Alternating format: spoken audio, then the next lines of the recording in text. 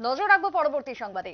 শততম টেস্ট খেলতে ধর্মশালায় মাঠে নামবেন রবিচন্দ্রন অশ্বিন এবং অন্যদিকে লিটল মাস্টারের দাবি অধিনায়ক হিসাবে দায়িত্ব নিক অশ্বিন তার শততম টেস্ট স্মরণীয় করে রাখতেই উদ্যোগী বোর্ড। কথা বলবো ক্রীড়া সাংবাদিক বিপ্লব চন্দ্রের সঙ্গে। বিপ্লব দা, শততম টেস্ট এবার খেলতে মাঠে দেখা যাবে রবিচন্দ্রন অশ্বিনকে এবং অন্যদিকে অধিনায়ক হিসাবে দায়িত্ব নিক অশ্বিন, এমনটাই মনে করছেন সচিন টেন্ডুলকার, কি বলবে? অশ্বিন ইতিমধ্যেই কিন্তু ভারতীয় স্পিন বোলিং এর ক্ষেত্রে একটা নতুন নক্ষত্র, প্রতিভাবান নক্ষত্র আমরা বলতে পারি। কারণ দীর্ঘ উইকেট, প্রায় 500-র উপরে উইকেট কিন্তু সংগ্রহ করে ফেলেছে এবং ঘরের মাটিতে এত উইকেট সংগ্রহ করার কিন্তু অন্যান্য নজির ক্ষেত্রে করার ক্ষেত্রে কিন্তু অনিল কুম্বলের পর কিন্তু রবিচন্দ্র অশ্বিন কিন্তু ভারতীয় ক্রিকেটারদের মধ্যে রয়েছে। এই পরিস্থিতিতে যখন আগামী 5 তারিখ থেকে ধর্মশালায় অনুষ্ঠিত হবে ভারত এবং ইংল্যান্ডের বিরুদ্ধে শেষ টেস্ট ম্যাচ, এবং সেই শেষ টেস্ট ম্যাচে রবিচন্দ্র অশ্বিনের উপর ভারতীয় দলের দায়িত্ব দেয়া হোক, সেটা কিন্তু দাবি করেছেন লিটল মাস্টার অর্থাৎ সুনীল গাভাস্কার। তিনি দাবি করেছেন যে রবিচন্দ্র অশ্বিন যেহেতু শততম টেস্ট খেলবেন এবং এই শততম টেস্ট তার জীবনের একটা ইতিহাস হয়ে থাকুক।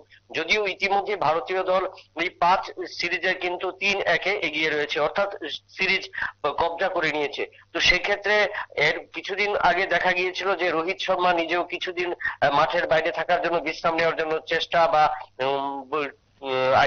বিসিসি এর কাছে আবেদন করেছিলেন এবং সেই আবেদনের ক্ষেত্রে কিন্তু শিলমোহর দেওয়ার জন্য সুনীল গাভাস্কার কিন্তু সেটা বলেছেন যে যেহেতু ইতিমধ্যে ভারতীয় দল তাদের সিরিজ জয় করে ফেলেছে, তাই সেই ক্ষেত্রে শেষ টেস্ট ম্যাচে যেন রবিচন্দ্র অশ্বিনের উপর দায়িত্ব দেওয়া হয়।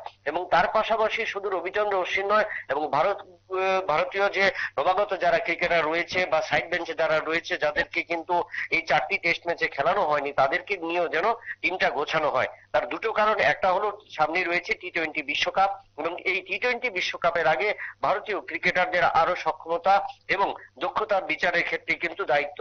তার পাশাপাশি যেহেতু আমরা দেখছি যে হার্দিক পান্ডিয়া দলে নেই, সেই জায়গায় জসপ্রীত বুমরাহ দলে নেই, বিরাট কোহলি দলে নেই, তো সেই জায়গায় একমাত্র রবিচন্দ্র অশ্বিনের উপরে দায়িত্ব দিলে খুব সম্ভবত ভারতীয় দলকে নিয়ে একটা নতুন ভাবে কিন্তু ভারতীয় দল তৈরি করা যাবে বা ভারতীয় দলের আত্মবিশ্বাস বাড়ানো সম্ভব, এবং সেই ক্ষেত্রে কিন্তু সুনীল গাভাস্কার এই প্রস্তাবটা দিয়েছেন।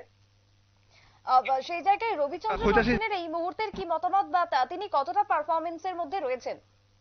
দেখুন, আমরা দেখেছি যে চতুর্থ টেস্টে কিন্তু রবিচন্দ্র অশ্বিন বেশ ভালো বোলিং করেছেন বা দ্বিতীয় ইনিংসে কিন্তু 5টি উইকেট পেয়েছে এবং যার কারণে কিন্তু রাঁচিতে কিন্তু ভারতীয় দল ইংল্যান্ডকে হারিয়ে একটা অসাধারণ পারফরমেন্স সংগঠিত করেছে এবং সেখানে ভারতীয় দল সিরিজ কবজা করেছে।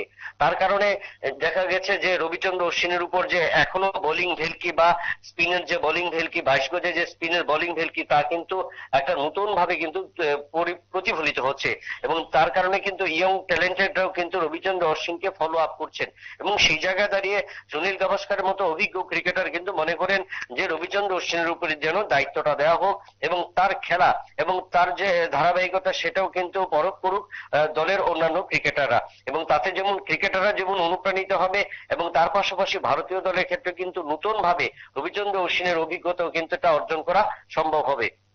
একেবারে ধন্যবাদ বিপ্লব দা। কথা বলছিলাম আমাদের ক্রীড়া সাংবাদিক বিপ্লব চন্দ্রের সঙ্গে। তবে সেই জায়গায় রবিচন্দ্রন অশ্বিন যার যে দায়িত্ব নিলে দল আরো এগোবে, দলের ক্ষেত্রে ভালো হবে বলে মনে করছেন ক্রিকেট মহল। তাই সেই জায়গায় ভারতের শততম টেস্ট খেলতে এবার ধর্মশালায় মাঠে নামবেন রবিচন্দ্রন অশ্বিন, যেমনটা খবর ইতিমধ্যেই উঠে আসছে। ছোট্ট বিরতির পর ফিরে আসবো, সঙ্গে থাকুন।